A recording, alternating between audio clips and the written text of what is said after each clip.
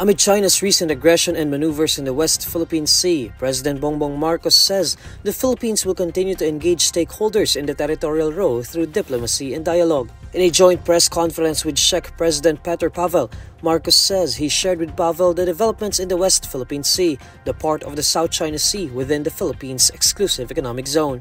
According to Marcos, despite persistent harassment in the disputed waters, the Philippines continues to engage neighbors through diplomacy. While it is unfortunate that there are still persistent incidents of aggression and harassment in the South China Sea, we continue to engage all our neighbors and stakeholders through diplomacy and dialogue.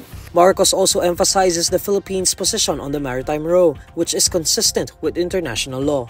I understand that the Philippines' position in the South China Sea remains consistent and clear and firmly anchored in the 92 UNCLOS.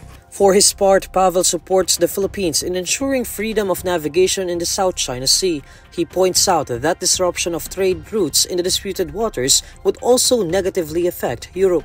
To us, South China Sea may seem to be far, far away, but if you take into account the percentage or share of world or global trade passes through this area, any disruption of these routes would have an adverse impact on Europe, not only in the form of shortage of goods, but also soaring prices, which is why we have to pay attention to this topic. Meanwhile, Marcos says the upcoming trilateral meeting between Foreign Affairs Secretary Enrique Manalo, United States Secretary of State Antony Blinken, and Japanese Foreign Minister Yoko Kamikawa are in relation to the maintenance of peace in the South China Sea.